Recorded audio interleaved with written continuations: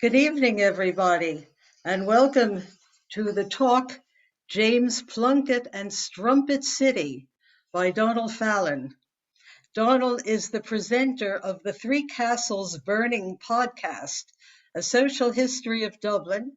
He is the author of 14 Henrietta Street, From Tenement to Suburbia, and a forthcoming history of Dublin in 12 streets with New Island Books. He can be seen in episode 2 of the current RTE series, The Liffey, leading a group on a walking tour of the river. If you look closely, you will recognize several of your favorite Dublin local history group organizers among Donal's flock. Donal, thanks so much for being with us here today, and please begin when you're ready. Lovely. Thanks for that, Beverly. I'm going to share screen. The part of the talks that always frightens me. And I always say, once we get this right, we are homeward bound. So, has that worked? You can see my screen there, Beverly? Brilliant. Excellent.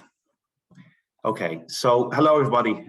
You're very welcome along to this talk on James Plunkett and Strumpet City.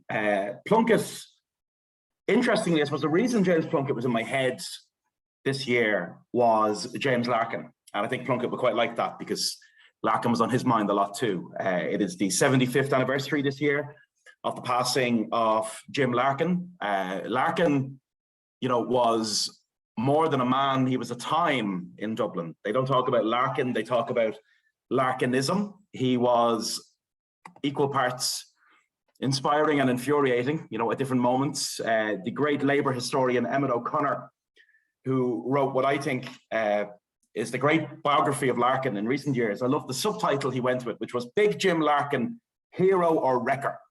And the answer was both of those things at different times.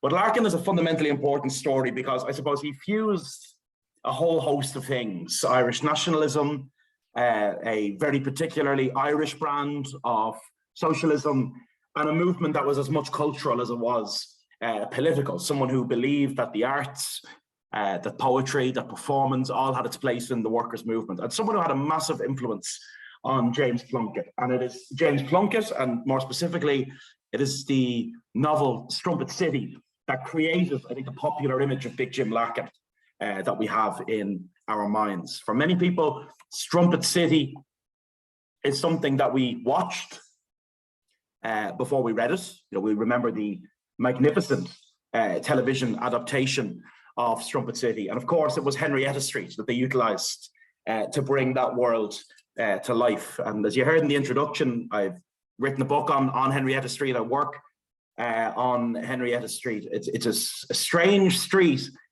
in the sense that for somewhere that's so important to the development of the Irish capital, it spends a lot of its time pretending to be somewhere else. In the popular television series Penny Dreadful, a horror drama featuring characters like Dr. Victor Frankenstein and a reimagined Dorian Gray, the cobbled streets were used to evoke a feeling of place, but the place was Victorian London.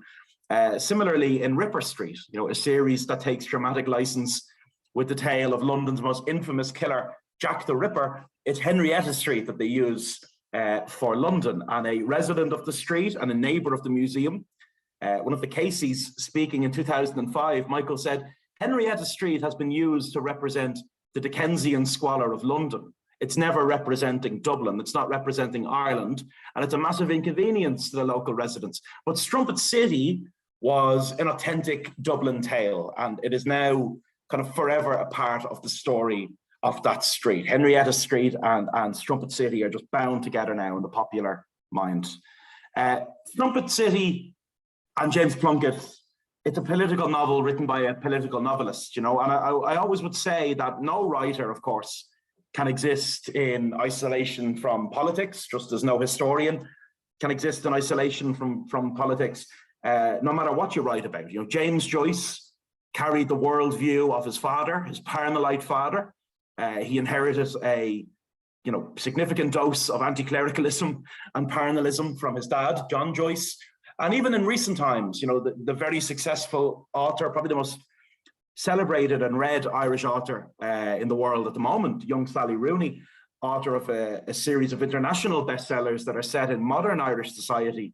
Repeatedly, they examine it through a political lens, and they ask, how does politics shape this work? There is a belief that literature and politics will always be fundamentally connected in some ways, but very few Irish writers have been as explicitly political of a very specific type as the Larkinite James Plunkett, whose work told the heroic story of, I suppose, the Dublin downtrodden, the working class in the time of the lockout and all around it, and the very peculiar Dublin working class, not Belfast, not a city of great industry, not Manchester or Liverpool, but a city of little industry that found itself entangled in this phenomenal labour dispute in 1913 into 1914.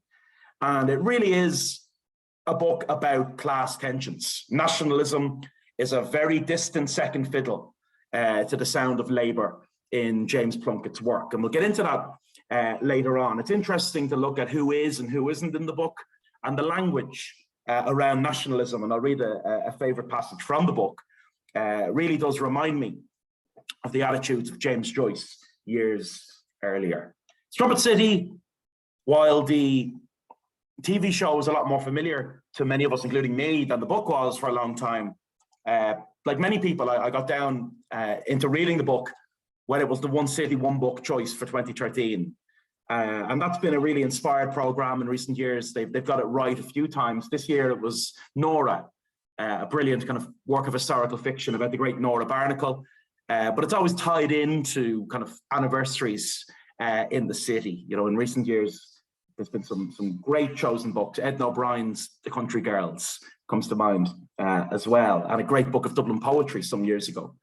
But when it was the One City, One Book in 2013, beautiful edition, that's the cover of it, painted by the Dublin street artist ADW.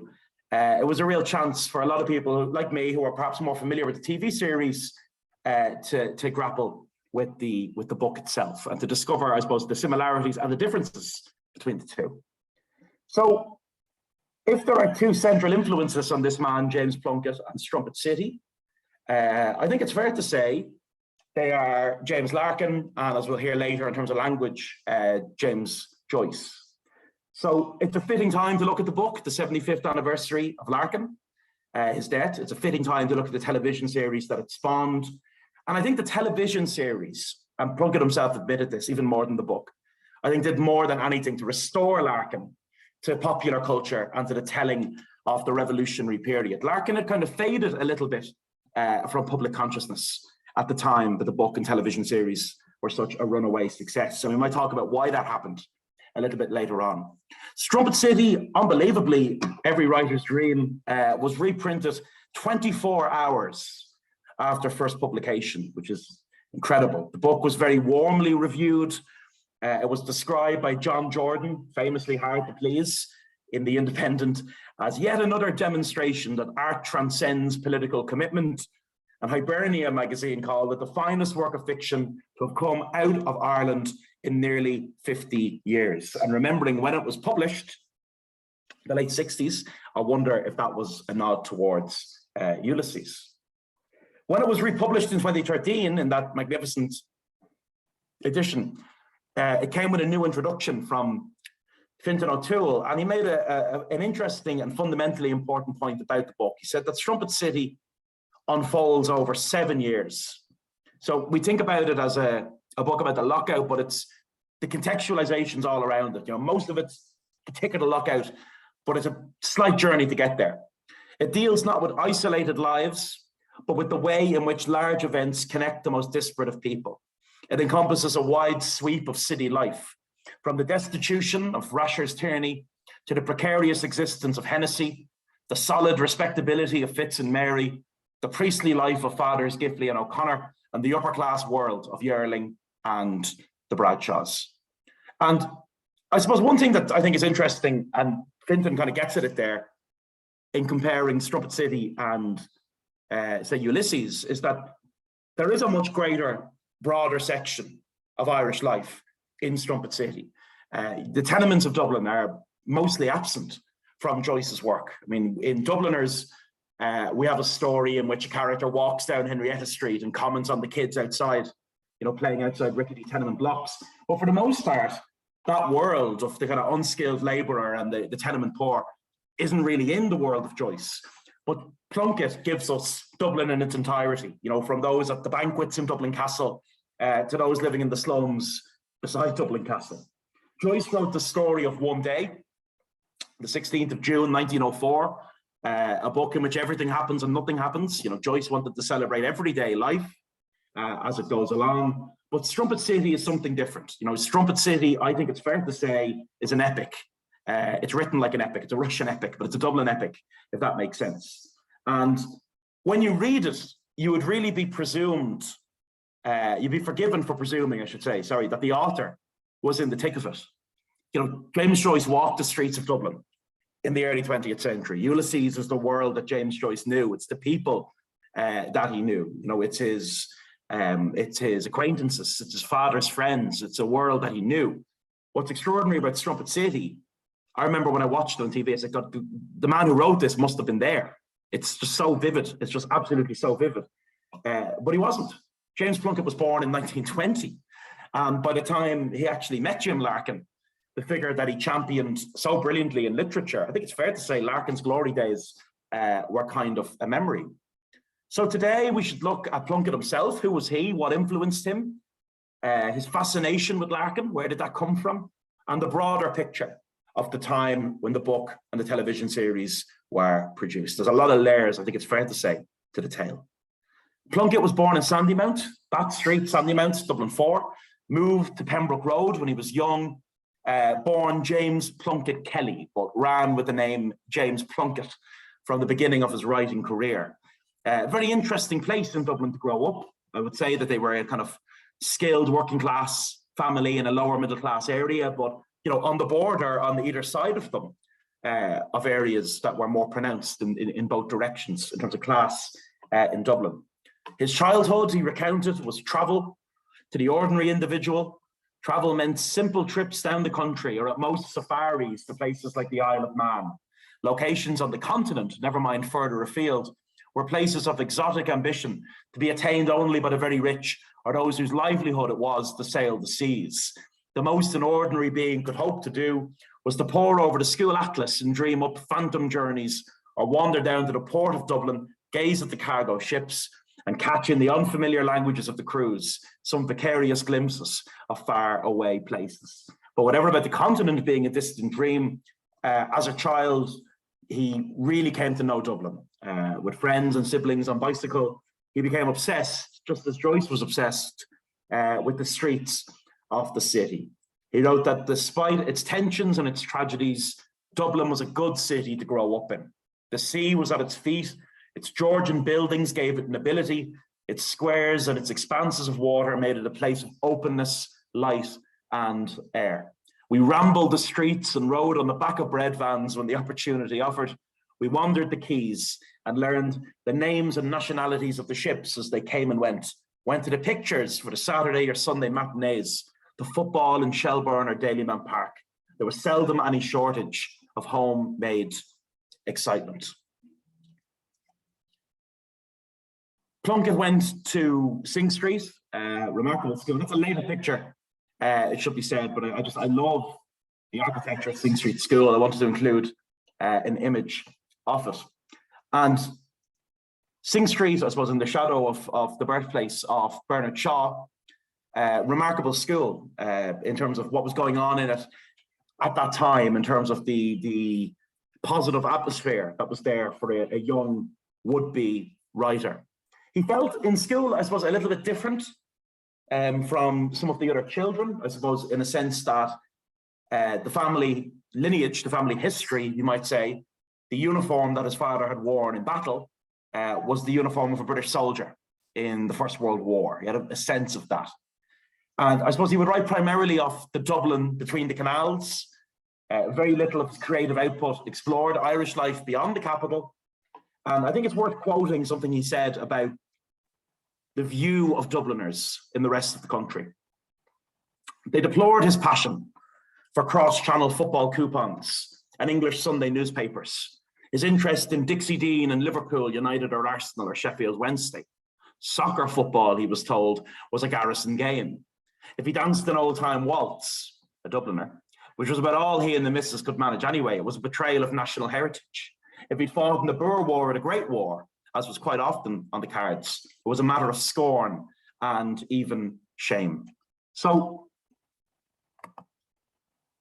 a generation of young people raised on the heroic stories of the recent war of independence, but in his case, I suppose the uniform his father wore was very, very different. In school, he was in no small part shaped, I think, by the presence of Francis McManus, a teacher at the school for some 18 years, a novelist and a broadcaster. And you're probably thinking, oh, that name, Francis McManus, that's ringing some bell in my head. The RTE Short Story Award is still named after Francis McManus. He was a great encouragement for the young James Plunkett as a writer. His recollections of school are interesting. Prayers every hour, classroom orders given mostly in Irish, punishment at the blink of an eye. But the pleasant sides were football in the grounds, plays to be rehearsed for performances at various fêtes or festina, and the annual opera for the Christmas season. At school outings, the cigarettes were dished around liberally, and pupil and teacher puffed away like steam engines. The brothers, by and large, were decent men who imposed discipline, but knew the wisdom of closing the eyes now and then. But I think whatever of the brothers, you know, the lay people, the likes of Francis McManus, the teachers on the books, that particular school at that particular time seemed to encourage creativity at a time when some other schools seemed hell-bent on suppressing it. So, to some extent, I think we're all shaped by certain pillars of life, whether we like it or not. You know, we're all shaped by our parents. School is one of the things that shapes us all, and the experience that we have there. And I think what shaped the young James Plunkett as a writer was an awareness. He had a great sense of how the past lived in the present. You know, how his father was different from the other children in his classroom. He would write that, I remember the grown-ups in the 1920s still talked about the Great War and the Easter Rising, about the Troubles and the Civil War. Memories of incidents during curfews, searches and raids. Violent deaths were still fresh enough to be fireside topics. In my own family, the albums contained photographs of young men in khaki, some of whom had been killed, and Remembrance Sunday divided the city into two camps. Now, that's an interesting recollection because it's true. You know, Armistice Day in 1920s and 1930s Dublin was a day of quite disgraceful violence.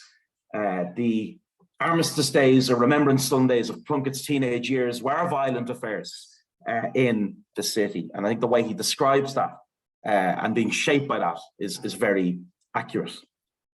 When his father died, a still teenage Plunkett went into the workforce. He got a clerkship in the Delir Street office of the Dublin Gas Company, lovely building, still there.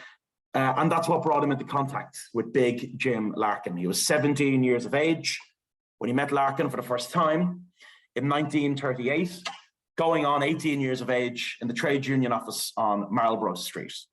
I think it's worth showing that picture. That's the Larkin that Plunkett would have met. Sometimes I think figures in history can be frozen in time. We always envision a certain Larkin. We envision a young man with his arms raised to the air, shouting at the people of Dublin to get off their knees. But the Larkin of the late 1930s was an older man. And that's what Plunkett encounters. He meets him in Marlborough Street for a reason. Larkin had lost control of Liberty Hall. The union that he had founded was in younger and more moderate hands. And when it comes to meeting Larkin for the first time, Plunkett remembered, the first thing he remembered was the office where he met him. Marlborough Street exuded the odour of decay and deep poverty, which was the inescapable breath of Dublin's tenement world. Unity Hall was no exception. Its rooms exhaled the same smell, and through it summoned the ghosts of far-off days of suffering and struggle. It smelled of hunger, deprivation, disease. It spoke of a dogged and down-at-heel heroism, by then long in the past. Now, Larkin, even that Larkin, although that's the Larkin we have in our mind, fascinated Plunkett. Plunkett, as a young writer in the 1950s, contributed a fantastic lecture to the Thomas Davis radio series, that a hugely popular series of radio talks in 1950s Ireland on Jim Larkin. I think it tells us a lot about the kind of hero complex that he has around Larkin. It's actually not unlike the way James Joyce viewed Parnell. And I think Joyce inherited this obsession with Parnell and this adoration of Parnell from his father. But in the case of Plunkett, I suppose Parnell is Larkin. And he began, when Jim Larkin came to Dublin in 1908, he was 32 years of age. A handsome young man, tall and broad-shouldered, with a commanding presence. His hat was dark and wide-brimmed. And my mother remembered it being rumoured in those early days that he never removed it because it was the Antichrist and was obliged to hide a third eye that was set in the centre of his forehead. Plunkett, writing in the 50s, gave a potted overview of Larkin's life. He spoke of how Larkin had first arrived in Ireland as a union rep with the National Union of Dock Labourers in 1907, before later arriving in Dublin in the following year, 1908, as we heard there. Plunkett would write that Larkin was not a man then or at any point throughout a stormy lifetime to submit to being overruled by others. Besides, the conservative outlook of the accepted trade unionism of the time did not appeal to him. Already, he had plans in mind for the formation of an Irish-based union which would make full use of revolutionary techniques under his own control and leadership. Jim Larkin in Dublin in 1908 established Liberty Hall, the headquarters of his new union, the Irish Transport and General Workers Union. It was a decaying old hotel, the Beresford Hotel, which had seen much better days, but it became the centre of social agitation in Dublin, or as the British authorities called it, the brain of every riot and disturbance that happened in this city. The Manchester Guardian was so moved by Jim Larkin's union in Dublin that they said no Labour headquarters in Europe has contributed so valuably to the brightening of the lives of the hard-driven workers around it. Liberty Hall is a hive of social life. Larkin and Larkinism was as much about the social vision of Liberty Hall. It had a theatre, it had a marching band, it had sports teams, interestingly, it had a soccer team, as well as a Gaelic team, boxing, cooperative shops, kitchens, printing presses. Liberty Hall was just a broad cultural and social project. And I think that is something that very much appeals to Plunkett when he looked back at it. Not everyone loved Larkin, by the way, and Plunkett knew that too. You know, in his radio address in the 1950s, he talked of how Larkinism had divided opinion in the city. The consequences of Larkinism are workless fathers, mourning mothers, hungry children and broken homes. Not the capitalist, but the policy of Larkin has raised the price of food until the poorest in Dublin is in a state of semi-famine. The curses of women are being poured on this man's head. The words of Arthur Griffith. You know, Larkin was a divisive enough figure, and Plunkett knew that. But I think all of that kind of had mass appeal to Plunkett. I think he liked the fact that Larkin was a divisive figure and divisive to the right people, as he saw it in his own worldview too. You know, Plunkett was always quite hostile to nationalism, and I think he liked that Larkin was not always adored by nationalists. And I think what he found so inspiring about Larkin was that broader social vision. In that radio address, he said, he calculated that a man with an empty belly would stand the pain of it better if you succeeded in filling his head full of poetry. Those who had previously had nothing but which to fill out the commonplace of drab days could now march in processions, wave torches, yell out songs. So Plunkett's not unique, I suppose, in falling in love with the idea of Larkin at that time. Constance Markovich, reflecting on first meeting Larkin, even more romantic than Plunkett in her language, I realized that I was in the presence of something that I'd never come across before, some great primeval force rather than a man, a tornado, a storm-driven wave, the rush into life of spring, the blasting breath of autumn, all seemed to emanate from the power that spoke. It seemed as if his personality caught up, assimilated, and threw back to the vast crowd that surrounded him every emotion that swayed them, every pain and joy that they'd ever felt, made articulate and sanctified. I mean, incredible language. But this is the effect Larkin has on people. And even William Orpen's great piece of art that we're looking at now, you know, showing Larkin in Liberty Hall during the dispute, Dublin workers all around him. People really fell for Larkin, I think, as an idea, as much as they fell for Larkin as a man. Plunkett gave his radio essay on Larkin in the 1950s, before Strumpet City, which came in the late 60s. But I think we can see, as early as that radio address in the 50s, we can see the road to Strumpet City. We can see that he was doing the research, he did his homework.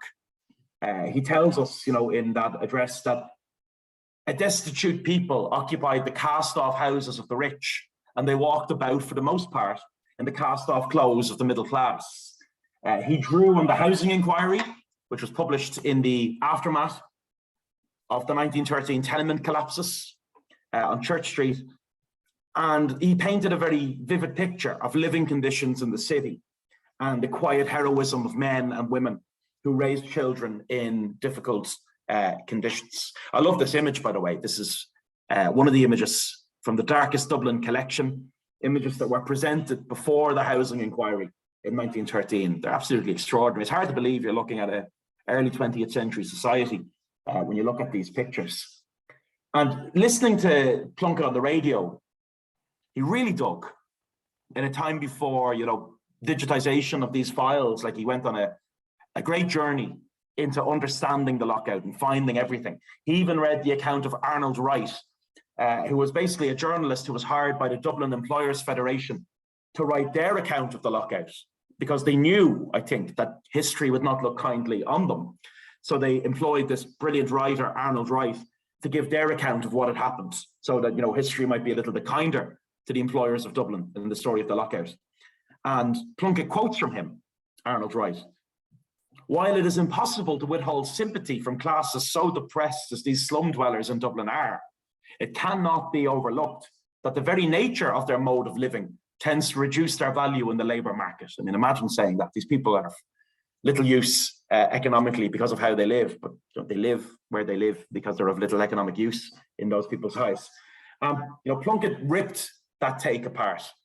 And as he read Wright's account, he felt that what Wright was saying was, they viewed the worker as damaged material, not a unique creature made in God's image.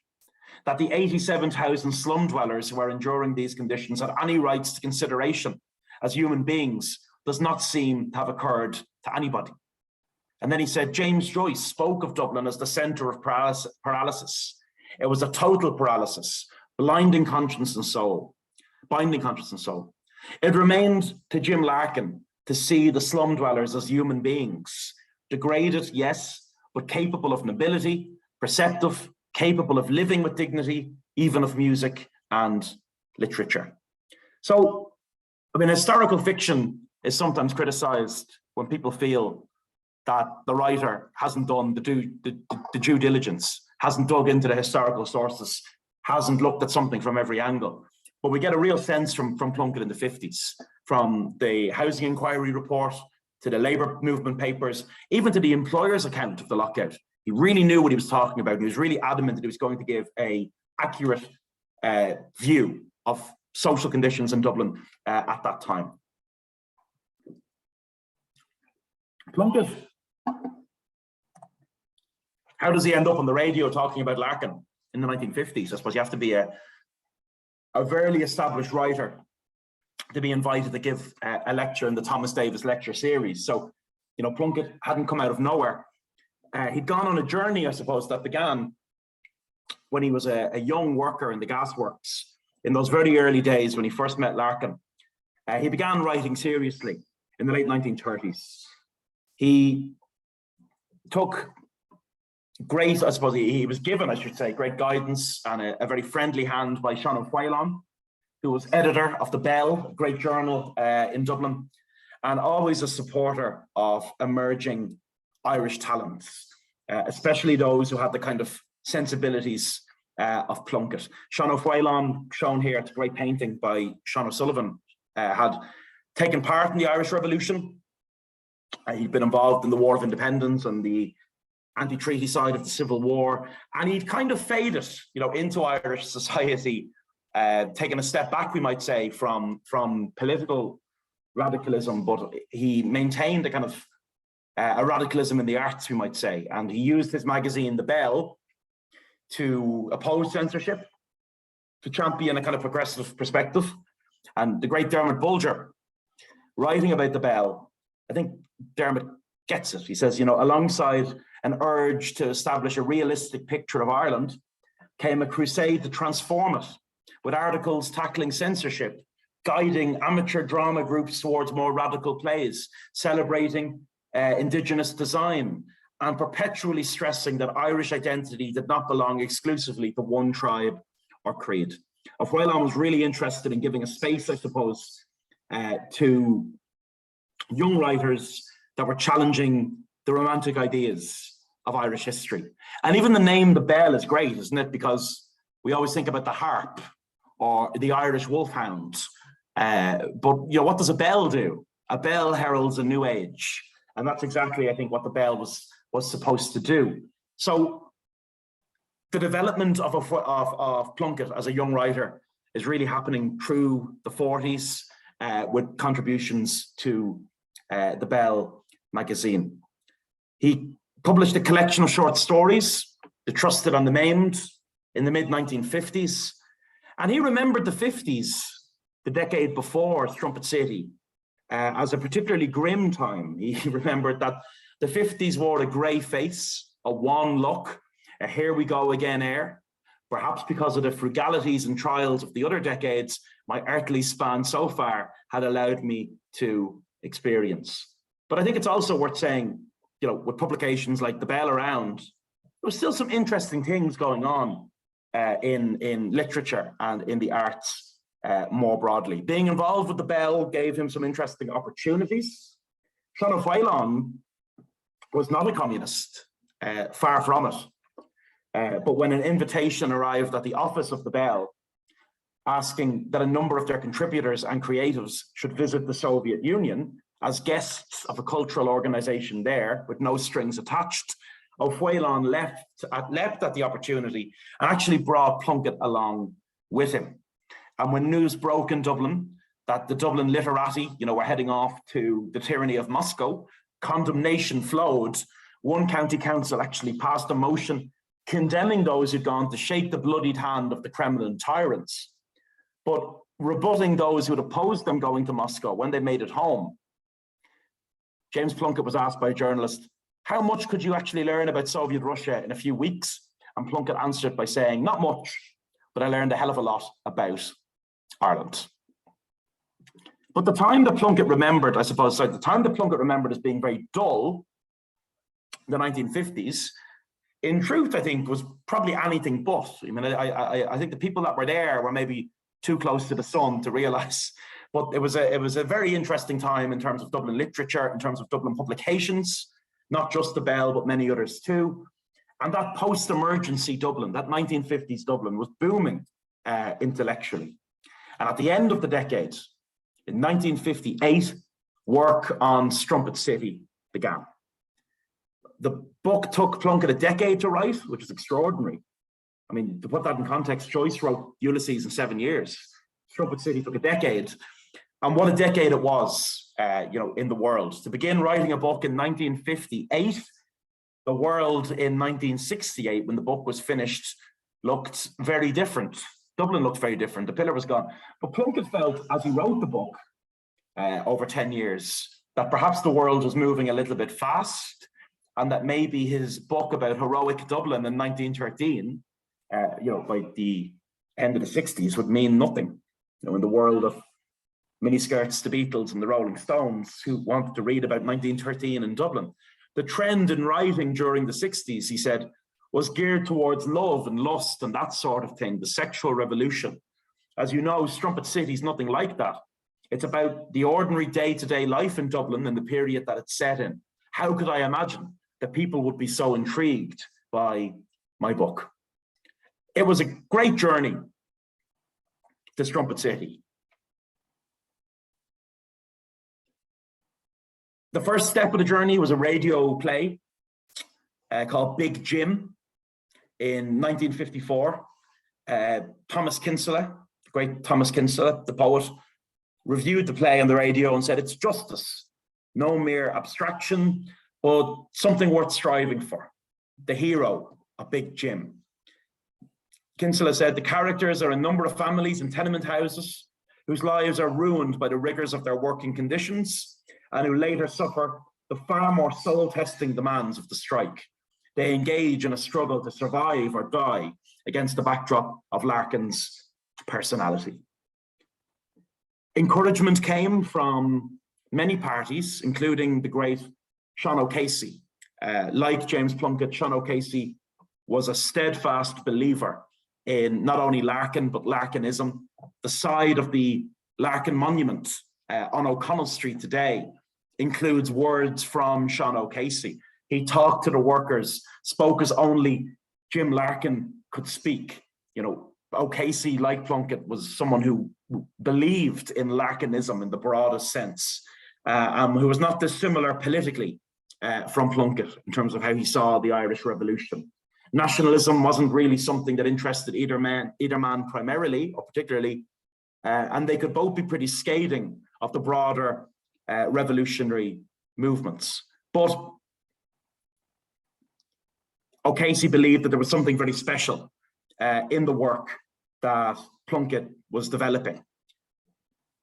But he did say this, O'Casey: I'm sorry that the citizen army doesn't come into the radio play. For this, founded by Jim Larkin, was the force which put the fear of God into the opposition employers and their police, co-adjudicators. The armed battalion, stationed always at a strategic place, ensured that the workers could hold their meetings in peace and safety.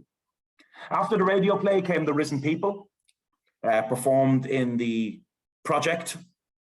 The project was going through a great moment, and Brendan Behan enjoyed that play, The Risen People. Anyone with a feeling for the great heart of Dublin can see it beating in this magnificent work. Now, Behan didn't give out praise like that too easily. He also said, I'm sorry to say this, being in the racket myself, but this is the best play about Dublin people, their troubles, their humour and their lives that I've seen since O'Casey. So there's a journey to Strumpet City, I suppose. There's a 10-year journey. It passes through a radio play. It passes through a radio lecture on Larkin. It passes through a play in the project before we see the finished work, if you will, of the book. Now, Sean O'Casey.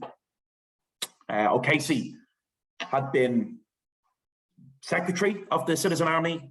O'Casey wrote the first history of the Irish Citizen Army, published in the immediate aftermath of the 1916 Rising. And I think O'Casey always felt that Larkin's role in that revolutionary period had been quite played down. So yeah, there was much in the work that Plunkett was developing that Larkin took, or sorry, that O'Casey took interest in. So Strumpet City. I think there's a lot of truth in the observations of Patrick Mom, biographer of Plunkett, in the brilliant Dictionary of Irish Biography. Absolutely incredible resource. If you've never consulted it, online, free to access, free to browse, short biographies of defining people in Irish history in the broadest sense. And Patrick Mom has written many great articles on there. He wrote the one on Plunkett. I think what he says about Plunkett is very true about Strumpet City. Strumpet City is heavily influenced by Joyce. Several characters have kind of identifiable counterparts in Dubliners and O'Casey, particularly in the conflict between working class male political solidarity and female concern for the well-being of home and family. That's a great observation, because that's very true when you watch, say, The Plough and the Stars from Sean O'Casey. You often see men having great big political debates and then women at home asking the more important fundamental questions. How does a family come through a crisis like this? So those, the personal is political, you know, those homestead political debates that O'Casey loved to put on stage. We see that in Strumpet City too. Rereading Strumpet City earlier this year, it really struck me what Mom got into there about how heavily influenced by Joyce it is. The language is kind of like Joyce. I mean, the way he describes just the day-to-day day.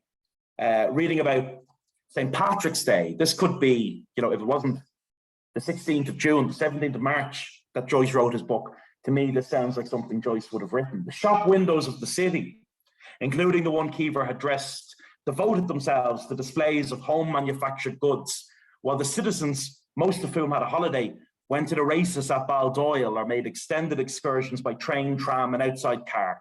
From the flagstaffs of the town halls from Dublin to Bray, the green flag was floating, Kingstown being the only exception. It was the exception that proved the rule. At the Mansion House, the Gaelic League denounced the post office for refusing to accept parcels addressed in Irish. At the castle, there was a St. Patrick's Day ball. It's just classic Joyce, the idea of giving you a sense of everything that's happening in the city on one day. And Plunkett is really, really good at doing that too. This is the American edition of the book. I love its cover. I've got the Irish one, the first Irish edition, beside me. But I love the cover of the American edition. I just think it just captures life in a city so well, and familiar landscapes and unfamiliar ones that have disappeared too. If you haven't read Strumpet City, the book, covers the cross-section of Dublin life at the time of the lockout. We have very privileged people in it.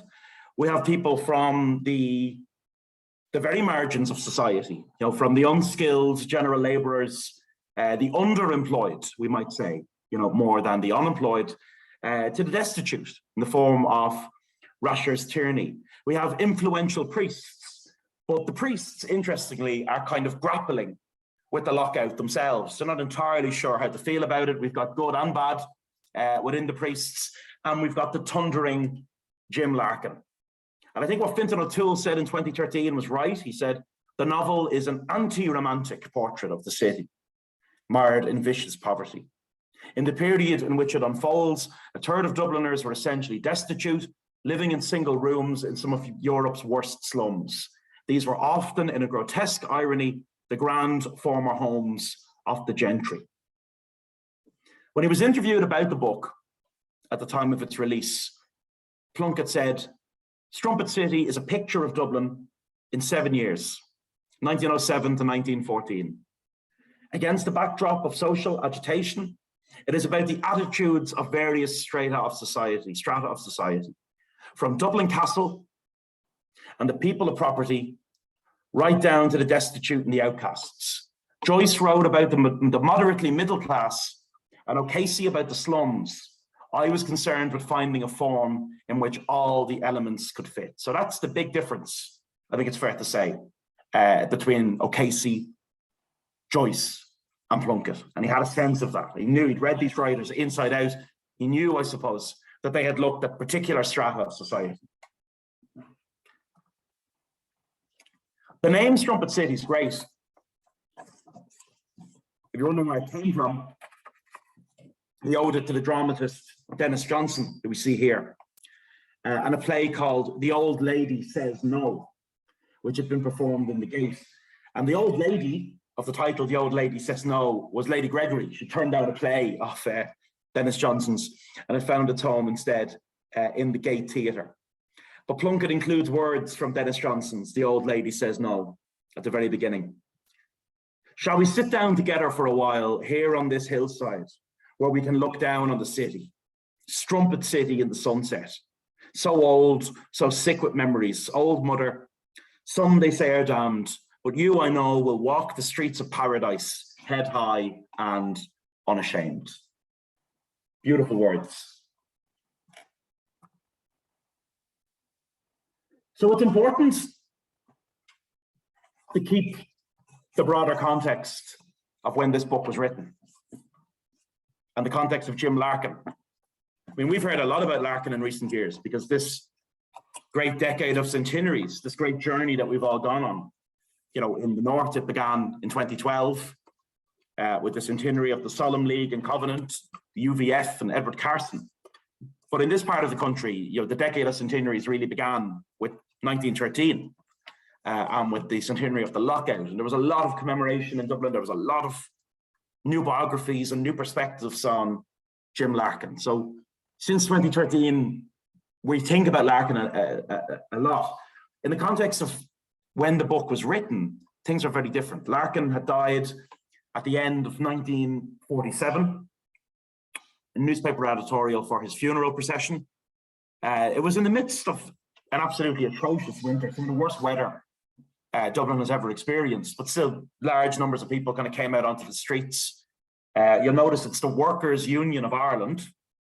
That was the Larkin Union. Larkin had lost control of the main union in Liberty Hall. But really, I think Larkin dead in 47 fades somewhat into obscurity in the telling of history in the 50s and the 60s. There is, of course, 1966, the big 50th anniversary of the Rising, and that has a very formative effect on a lot of young people. The 50th anniversary of the Rising, there's a lot of commemoration, there's a great sense of patriotism. But the 50th anniversary of the Lockout in 1963 had passed kind of largely without any kind of significant commemoration. And if there was much written in the newspapers in 1963 about the Lockout, it was often much more about Connolly, because Connolly had gone on and died in the Rising. He was the martyred figure. So Larkin, he's kind of disappeared from consciousness in the city in some ways by the time that Strumpet City appears. And even before that, even in the last 2 decades of his life, he was quite a marginalized figure in politics. He'd had stints briefly in the Dáil, and he was a member of Dublin Corporation. Unfortunately, he never got the office of Lord Mayor of Dublin, which was one of his great aspirations. They kept him away from it. But what Plunkett did in writing Strumpet City, I think, was he took a heroic 1913 Larkin. He lifted Larkin out of his glory days, if you will, and put him back into public consciousness. So it's interesting to look at what isn't in Strumpet City. And what isn't in Strumpet City is James Connolly. And I suppose in Plunkett's view of the period, Larkin is the great hero. But it is still significant that Connolly, who goes on to be martyred in the 1916 Rising, isn't there.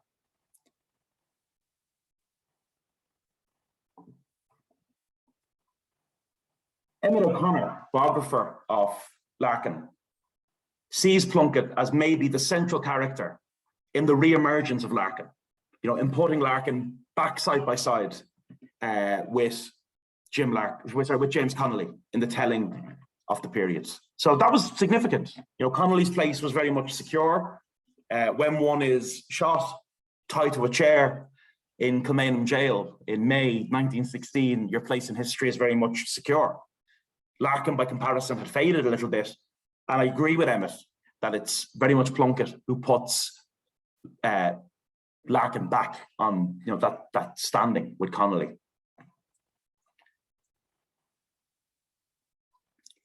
One of the other lectures in the radio series from the 50s, Desmond Ryan. Desmond Ryan had been in the GPO in 1916. He went on to become a novelist who wrote about the revolution and also a historian who wrote about the revolution.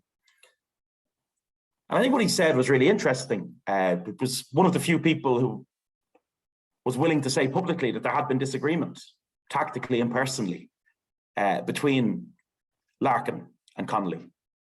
In July 1911, Connolly was secretary and Ulster district organiser of the Irish Transport General Workers' Union and settled in Belfast. From then on, 2 outstanding leaders dominated the labour movement, Larkin and Connolly, an uneasy yet loyal alliance, described by a friendly critic as the alliance of the tornado and the lighthouse. So no prizes for guessing which one Larkin was, but it was very much Strumpet City that put the tornado back in the picture alongside the lighthouse. Strumpet City is a runaway success as a work of literature. Immediately, there's talk in the press of it making the leap to the big screen or the small screen. and it's all to ye who enjoy the great triumph of getting it. 1980, Hugh Leonard perfectly translated the spirit of the novel to television. Larkin, divisive, loud, confrontational, but still, you know, incredibly endearing. Peter O'Toole, perfect casting, the best casting in Irish television history. Flawed but brilliant. Peter O'Toole, then synonymous with Lawrence of Arabia, the Night of the Generals, another great moment on the big screen.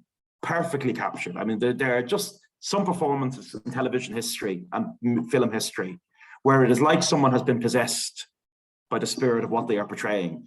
And O'Toole has that. He perfectly captures the energy of the man and the time, the scouseness of Larkin, that Larkin came from the docks of Liverpool. All of that is just perfectly encapsulated by O'Toole's performance. And I think now it's difficult for us to capture a sense of just how important that television series was.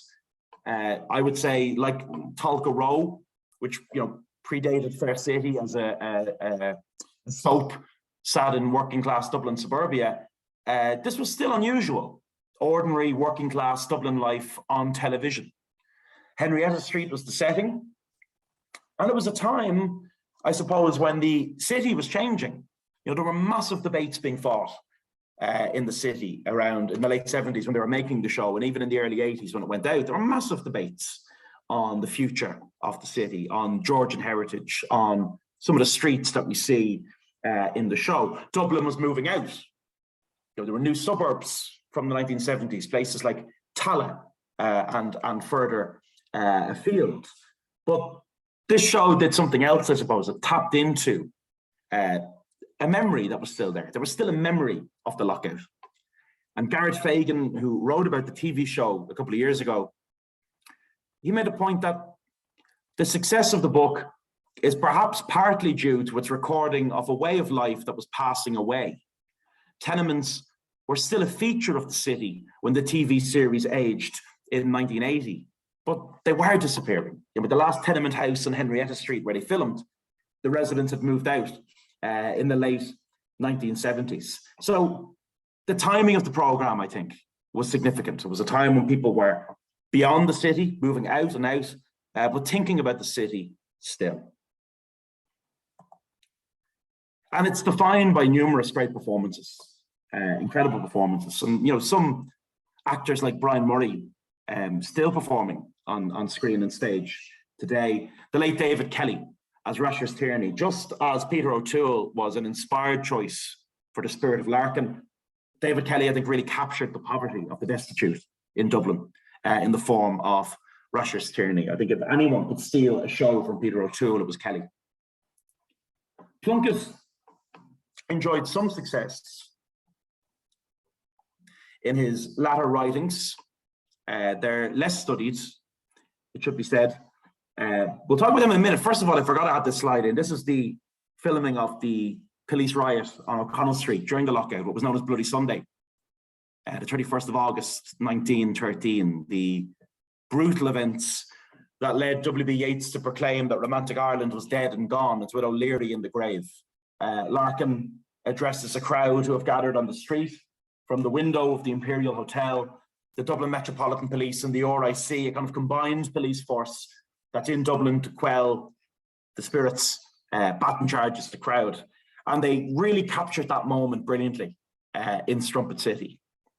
You can see it in the crowd. I mean, they have a mix of kind of working class, middle class people, the generally curious, the shoppers that are in the city on the day, and the committed Larkinites, all caught up in the madness of the police baton charge. But interestingly, when they were filming this scene, Plunkett found this most ironic.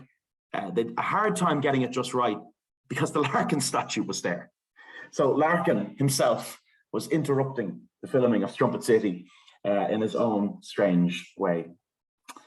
Plunkett's later writings, yeah, they're lesser studied, but they're really worth engaging with. Farewell Companions, largely autobiographical, great read.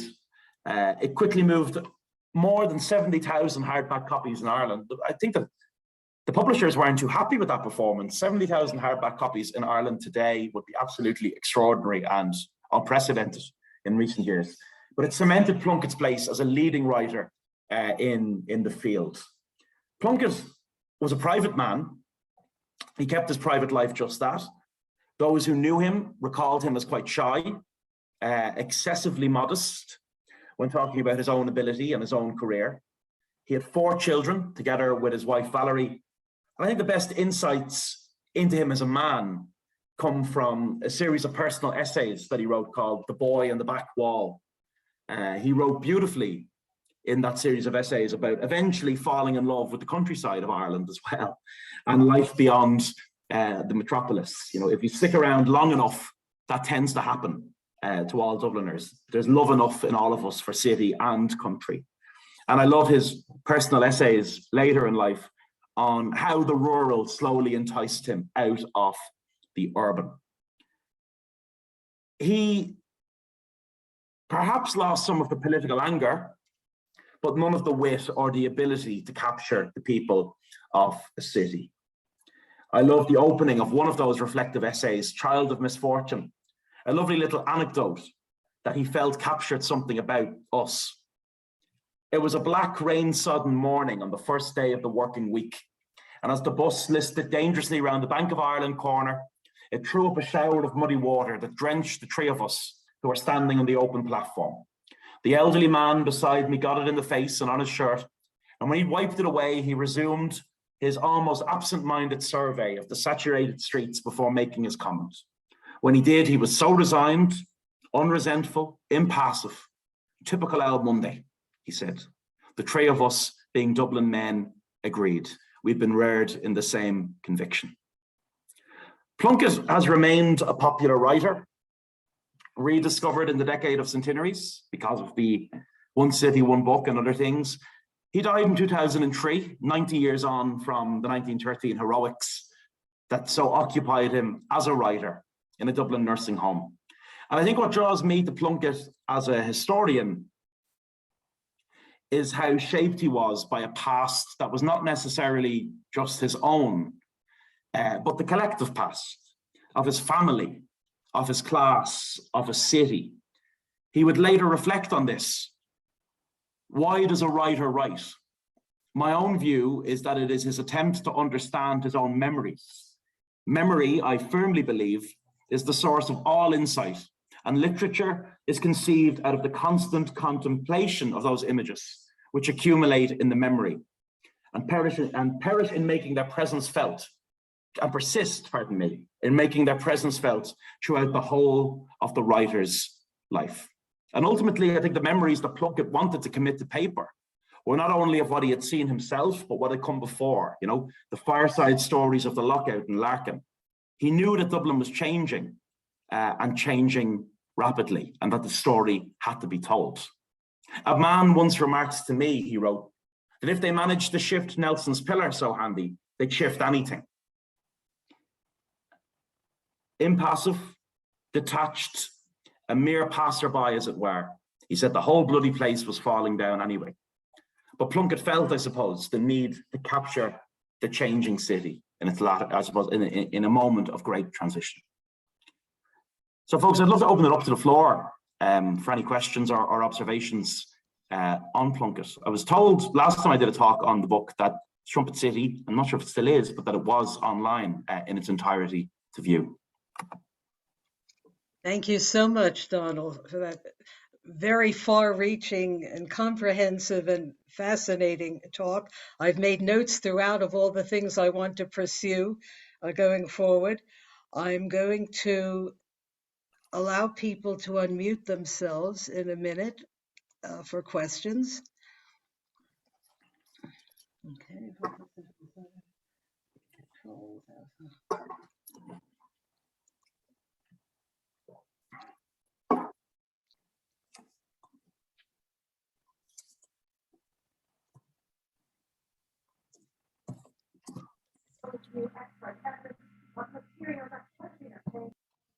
Oh, I think there's someone there coming through. Yeah, I've allowed people to unmute themselves. Yeah. So who would like to start out with questions? I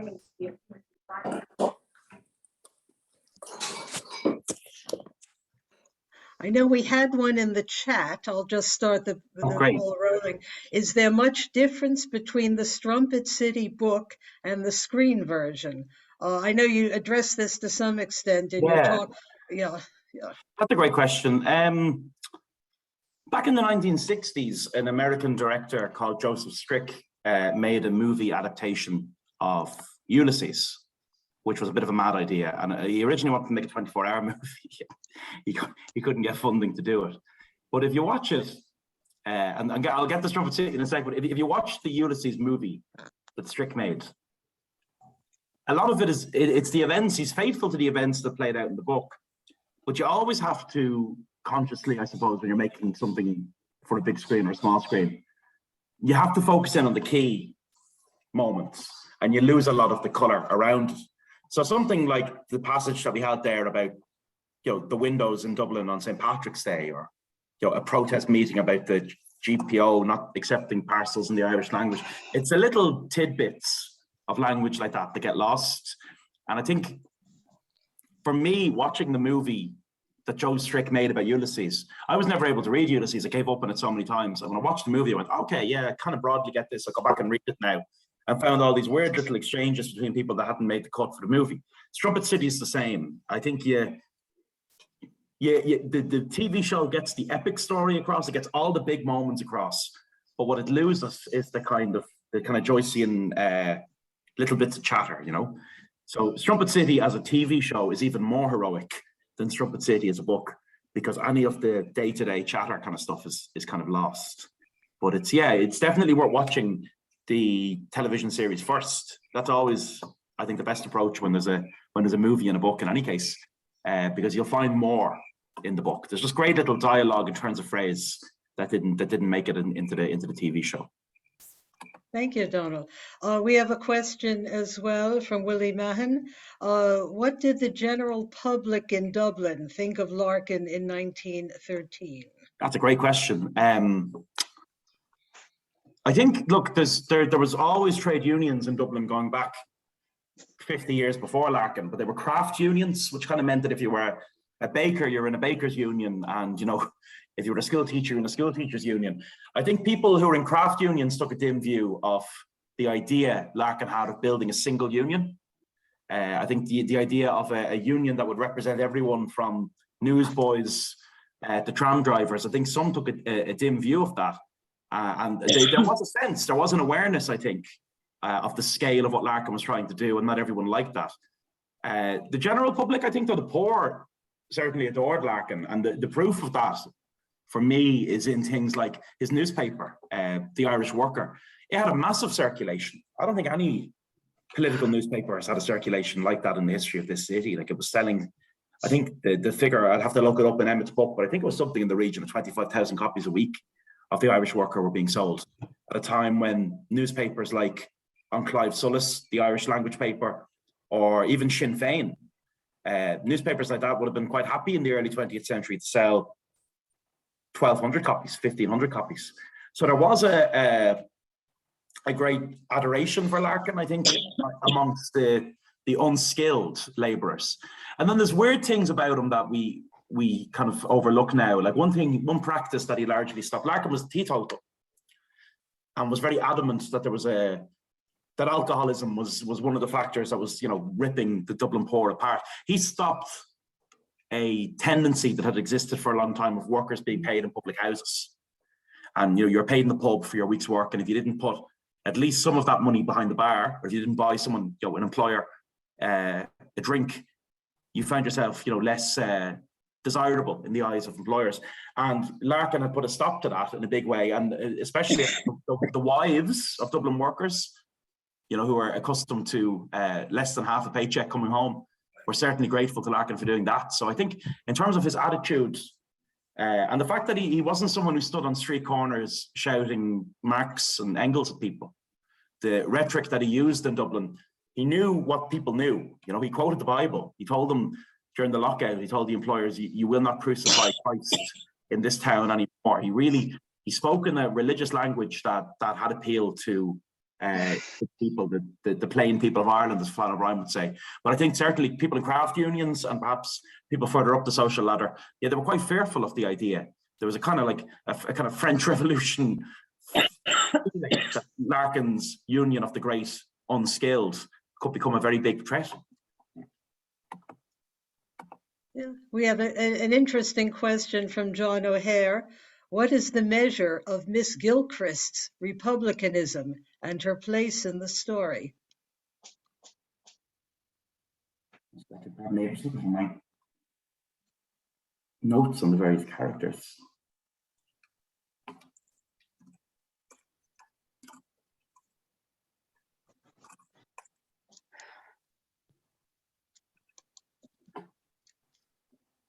The idea, guys, was so we're getting back to the idea of the kind of the household workers, the domestic servants in the Bradshaw house, that they're even in it is interesting. The idea of these like members of the house, Mary and Miss Gilchrist. The notes that I took: Mary, a servant in training, is practically the property of the Bradshaws, dependent on their kindness for every occasional release from duty. And the great description of them both as members of a class without privilege. So it kind of reminds me, the characters of Mary and Miss Gilchrist, they bring to mind that great quote, Ernie O'Malley's quote about the nature of class in Dublin. O'Malley said that the layers of class were more than the layers of an onion. So you don't just have the general labourers, the men seeking employment. You have these domestic servants who are the largest group of women in Dublin, according to the 1911 and 1901 census. And it's also worth saying Strumpet City opens with those two domestic servants. So that in itself is a very conscious act on the part of Plunkett. Yeah, would anyone like to ask a question live, or again, feel free to put it in the chat or make an observation? Yeah. There's something, but I'm sorry, pardon me if I come in there. It's been a while since I've Ulysses in my head from the centenary, and just reading that. But you mentioned Miss Gilchrist. One thing about it's interesting. She's worked for the Bradshaws, if I'm right, for like 25 or 30 years. So there's a kind of he captures the dependency of people on the classes above them. I wouldn't say they're pathetic characters. They're not pathetic characters. There's things as heroism, but he captures the layers of dependency in Dublin very well. Yeah. May I ask, Donal? Larkin was accused, and I think he did prison time for supposedly theft of union funds or something of that nature. Did that damage his cause and his reputation? Larkin was entangled in a very bitter personal feud with, I suppose, what became the leadership of the Irish Transport and General Workers Union in Dublin. While Larkin was away from 1914, he returned to Dublin in 23. By the time he returned, Liberty Hall is in the hands of kind of William O'Brien and others like that. All kinds of accusations are made about Larkin. Plunkett was always adamant, though, in his defence. And I'm just trying to find something here again. I'm just going through my notes. He said something very interesting about how Larkin died in a degree of poverty. If I can find my notes here. But he was always adamant in his defence, Plunkett. He hadn't been in prison for embezzlement of union funds was alleged. He hadn't been in prison for that. But Plunkett and others around him were adamant that Larkin had actually died in quite a degree of poverty. I have it here, sorry. He was a man of sober habits and few wants, and he walked throughout life, always in the fear of God, but never in the fear of any other man. When he died in 47, he left behind him some personal articles, a little furniture, and £4.10 in money, the balance of his weekly wages. So Plunkett was adamant that any embezzlement of funds hadn't happened. I think the dispute between Larkin and the others was actually more about tactics. I think that in the time that Larkin was away, a lot had happened in world politics. You know, there'd been a revolution in the last place anyone thought there would be, in a country which large parts of society in Russia, you know, forget about Ireland being underdeveloped, we're underdeveloped. If you asked anyone where there was going to be a revolution in the world in the next couple of years in 1914, no one would have said Russia. I think people would have said Germany. I think people would have even perhaps said Spain or Italy. And they put all their faith in the Russian Revolution after it happened. You know, people like O'Brien and Thomas Johnson and the Labour movement in Ireland throughout 1970, 1980 and 1919, they're all banging on about how we needed a Bolshevik revolution in Ireland. But they realised that wasn't going to happen. And by kind of 22, they're very consigned to the fact it's not going to happen. They're consigned to the fact that there is an Anglo-Irish treaty, that there is an Irish Parliament. They feel that the Labour Party has to go into it. And they're done with Larkinism. They're done with the idea of trying to overthrow capitalism because they don't think it can be done. So when Larkin returns in 23 and he's talking the language of 1913 in 1923, a lot has happened in the time that he was gone. And there's not the desire there anymore. And there probably isn't the desire there amongst the rank and file to talk that kind of revolutionary language anymore. You know, 10 years is a long time to be away from a country in the midst of revolution. But do you think it damaged him, his reputation and his effectiveness on the scene in Dublin at the time? Yeah, I definitely think Larkin would have come back quicker. He could have. Larkin was imprisoned in Sing Sing prison. J. Edgar Hoover, one of the founders of the FBI, the founder of the FBI, had kind of gone after Larkin as soon as he made it to the States, and internally called him something like one of the most dangerous men in America. So they wanted Larkin behind bars. They got him into Sing Sing prison on the basis that he was a criminal anarchist. And he was kind of out of the picture for so long. I think had Larkin been able to return to Ireland while the War of Independence was a reality, I think he certainly would have. I think he could have had a real political impact. But I think one thing, when we hear so much about the Civil War that we don't take into account, is war weariness is a very real thing. You know, people had come through 6 years of real instability. It's not just revolution, it was Spanish flu. Look, we've come through a pandemic. We know how miserable that is. It was wartime inflation. You know, it was a whole host of things. The corporation in Dublin hadn't built any houses because of the war and inflation. People were so fed up, I think, by 1922, 1923, of the state of things and wanted a return, a kind of normality that I think Larkin's message just didn't hit. But is it also not, Donal, that he didn't build consensus with any of the people he worked with, he fell out with the English unions, he fell out with members of his own union, and that was his, you know, like you said, he was a tornado. He just wasn't able to build consensus with all the groups he needed to, and that was part of the reason why he went to America as well, because he nobody would work with him anymore. The notes are kind of all, I got in right before this talk, so my notes are all over the shop, but there was a quote from Plunkett on Larkin at the end of Plunkett's time that I think is really interesting. Maybe at the end he saw the complexities. He wrote that he was no doctrinaire revolutionary in the continental sense. He was no great theorist. Perhaps the employers found the best name for his movement when they labelled it Larkinism. His lifelong concern was not with theory, but with the immediate needs of the underprivileged. But in his efforts to help them, he was sometimes arrogant, sometimes unfair to colleagues, and often rash beyond the justification of his most indulgent admirers. So O'Casey was never able to take a critical eye and put it onto Larkin, but Plunkett, it seems, at the end could. And certainly Emmett O'Connor's biography, that's the real sense that you get of Larkin, that you might joke if you left Larkin in a room on his own for an hour, 2 or 3 organizations could emerge from himself. Yeah. There was a very good documentary on about him a few years ago.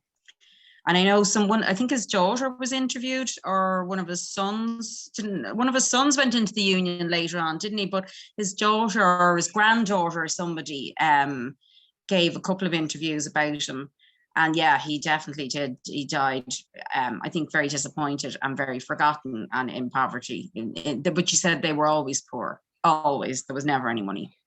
I think, yeah, one of the things, like, you know, in modern politics, I know historians shouldn't talk too much about the contemporary world, but whenever there's protests in Dublin in recent years and before, going back to 2008, going back to the financial collapse, and even the water charges and everything, people always carry banners of the proclamation, you know, and people often do that in all kinds of social referendums as well. They didn't die for this, they died for that, they didn't die for this. The thing about Larkin that was interesting was the people who became the state in the 20s and 30s, he knew that they'd been there. You know, W.T. Cosgrave had been in the Rising, and De Valera had been in the Rising, and I think he felt, nowadays people say, oh, the state didn't represent the aspirations of those people. It represented the aspirations of some of the revolutionary generation, the ones who made it to power, just not Larkin. So I think he felt particularly bitter, being on the fringes of a political system post-independence that was full of people who he knew in the days of the revolution. You know, they that weren't socialists and they Yeah. weren't union people. The only was Connolly. The rest of them were all middle class. So that's what we got. Very few, yeah, I suppose even the very few of the Larkinites, you might say, had gained positions of influence, but the broader movement had provided the early political leaders of the state, and I think Larkin was very, very conscious of that.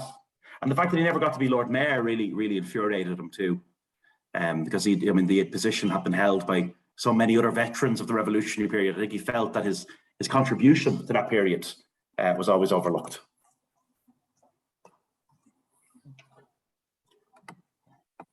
Anybody else?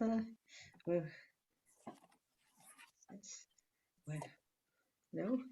I think, Donal, you've just given such a spectacularly comprehensive view of the whole situation. It's hard to come up with anything you haven't already covered, but as I say, please do. Or I must watch it again, you know, that's what I was thinking. And it was, it's funny compared to the last time I did that talk, there's a lot more Joyce in it today, but it is really interesting how shaped he is by Joyce. And, you know, we think about the city. I was only talking to young students today about who are visiting Dublin, and they said, oh yeah, Dublin, it's 3 winners of the Nobel Prize for Literature. Yeah, but like not one of them really wrote about Dublin.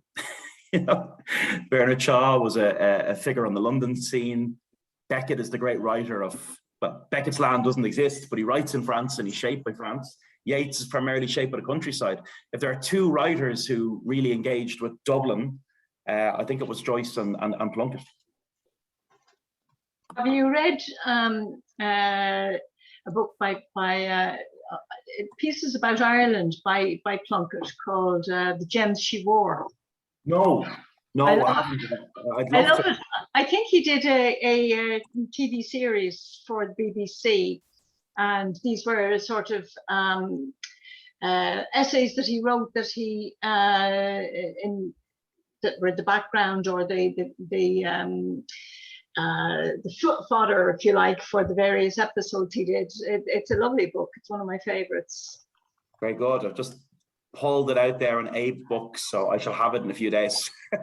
It's worth reading. Yes. And of course, there are quite a few comments in the chat just thanking you and saying how much people have enjoyed the talk. Thanks all. Yeah, I think it was one of the best selections for One City, One Book. I've been living in Canada. I came home a couple of years ago, but I was living in Canada for 29 years, and I happened, fortunately, to be home during the One City, One Book series of events that happened, and they were fabulous, you know, and to see the characters from the TV series showing up at so many of those was a bit of a thrill. But I really thought it was an excellent choice, and it's very much grounded in Dublin. And you know, there's something about Dublin that despite all its recent influxes of different people and its buildings, new buildings, etc., there's something about the spirit of Dublin that will never change. You know. Mm-hmm. Yeah, and you know, I think the One City, One Book is a great challenge, because you have to find, I suppose, a book that has historic pedigree, but is also in a language that in a dialogue that we still get, you know, and they've always done well at doing that. So in the past, it was, I was looking through previous One City, One Books, the likes of the Barrytown trilogy by Roddy Doyle, Country Girls by Edna O'Brien. They're often books that are kind of everyday life books. That's right. And that's the great challenge. And Dubliners, of course, Dubliners. So that's a real, they get it right every time, you know. The only time I think they got it wrong, actually, funnily enough, looking in 2006, it was Flann O'Brien at Swim Two Words, which must be one of the most brilliantly challenging and abandoned books in Irish history. It's a bit like Ulysses. You go back to it a couple of times and you need someone else to tell you what's going on. That's what it was. Anyway, when it's a book like Dubliners, or when it's a book like Country Girls or Strumpet City, I think that's great, because they're books about dialogue and everyday life in the city. That's what people love. Yeah. Another quite a few complimentary comments. What I usually do after these talks, Donal, is I take the text file of the chat and send it to the speaker so that you could bask in the glow of the praise you've garnered. Brilliant. So folks, thank you very much. I enjoyed that, and I hope we can do it again in future. And thanks, Beverly, for the invitation and for hunting me down to do one. Thank you. Thank you. Thank you.